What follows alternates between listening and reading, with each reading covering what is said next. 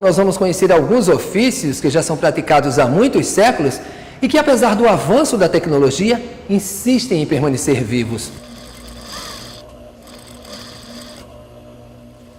Uma das profissões mais antigas e tradicionais é a de alfaiate. No passado, a clientela era numerosa. Hoje, há poucos clientes porque a concorrência das roupas prontas é grande. As pessoas preferem comprar nas lojas. O alfaiate já teve sua época de ouro. Hoje sobrevive com dificuldade. Seu José é um exemplo típico. Ele aprendeu o ofício há mais de 40 anos com uma parente. Foi por conta da uma tia, irmã do meu pai. Eu não trabalhava. Olhando ela trabalhando, fiquei com aquela curiosidade de ver ela trabalhar. E dessa curiosidade surgiu a minha profissão. Eu queria ter saúde para trabalhar. Se eu tivesse saúde, valia a pena, porque eu gosto da profissão. Gosto como gosto. Aí, felizmente, a gente chega na idade, a saúde abalou, não tenho mais condições.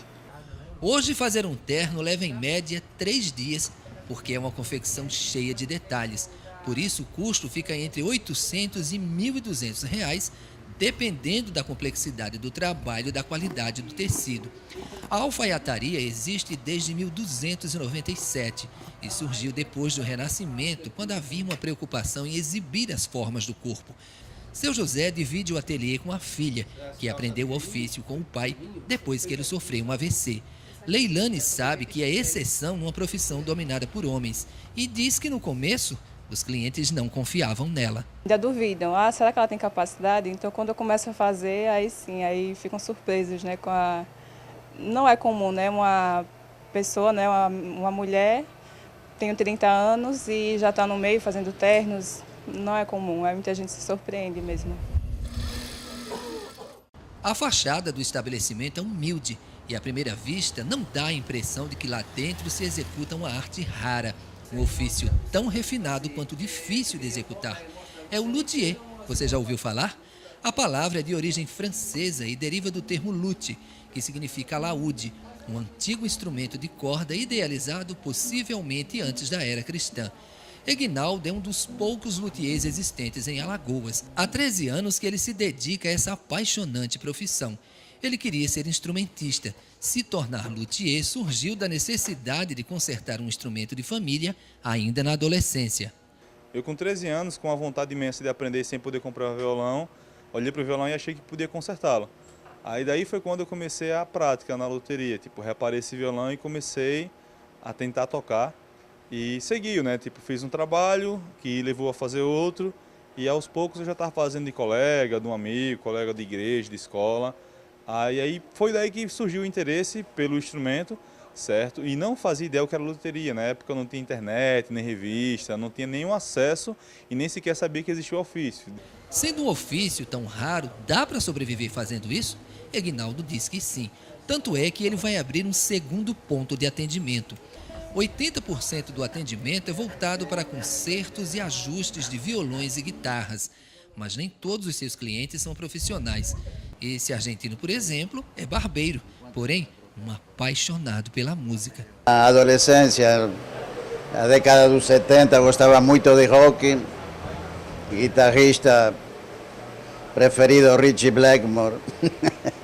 Aí vinha essa paixão pela guitarra. A profissão é mais antiga do que se imagina. Afinal, os instrumentos de corda e madeira existem há cerca de 4.000 anos. O termo luthier se aplica ao profissional que trabalha com instrumentos de corda, embora muita gente o utilize para designar aquele que conserta ou constrói qualquer instrumento musical. Em seu ateliê, Eguinaldo trabalha com 6 funcionários. Jacarandá, mogno e cedro são algumas das madeiras nacionais mais usadas para confeccionar esses instrumentos. Produzir um violão custa entre R$ 3.500 e R$ 7.000, dependendo da qualidade do material. Será que para ser luthier é preciso conhecer música? Não necessariamente, mas produzir um bom instrumento musical de corda exige qualificação. A gente tem que ter uma seleção muito criteriosa na madeira. O segundo passo é a execução. São os cortes, as linhas, o alinhamento, os ângulos e o trabalho na madeira. O segredo é saber selecionar e executar bem o projeto. O tradicional Beco São José, no centro velho de Maceió, esconde um local humilde e singelo, que nem nome tem na fachada. É a relojoaria do seu Edivan. Aqui o tempo parece que não passou. O ambiente remete ao passado. Já funciona há mais de meio século. Entre relógios de pulso, de mesa e de parede, são mais de 1000. Alguns são alemães ou ingleses e o mais antigo data de 1844, mas ainda funciona perfeitamente. Muitos foram deixados para consertar há 6 anos. Apesar disso, seu Edivan nunca vendeu nenhum deles. Foi graças ao incentivo de um parente que deu os primeiros passos nessa profissão. O seu Edivan começou nesse ofício graças ao irmão dele, que já era relojoeiro. O irmão emprestou algumas apostilhas para ele, que ele aproveitava para estudar nos finais de semana. Foi conhecendo cada vez mais a profissão, fez um curso por correspondência, todo o material didático vinha do Rio de Janeiro. Aí ele começou a montar e consertar alguns relógios. Já faz isso há 57 anos. Relojoeiro é uma das atividades profissionais mais antigas do mundo. Logo quando surgiu, somente os profissionais mais experientes eram aceitos nesse ramo. Palavras como carreta, tambor de corda, eixo-peão soam de forma estranha para um leigo, mas fazem parte do universo desse senhor de quase 80 anos que criou uma família enorme graças a esse ofício. Eu fico emocionado, eu me emociono porque eu passei fome e privações. Mas depois que eu estudei essa profissão, Deus abriu meus caminhos, que eu cuidei da minha família, minha esposa teve 12 filhos, embora pela qual só tem vivo 2 pessoas, uma filha e um filho. Um quadro na parede atesta o início da profissão aos 24 anos. Ele ainda guarda com carinho os primeiros comprovantes de aluguel do ponto onde trabalha e diz que tem concorrência sim. Apesar disso, consegue sobreviver como relojoeiro numa época em que o ofício parece ter perdido o charme. Segundo ele, graças à sua honestidade. Isso vai da honestidade do relojoeiro.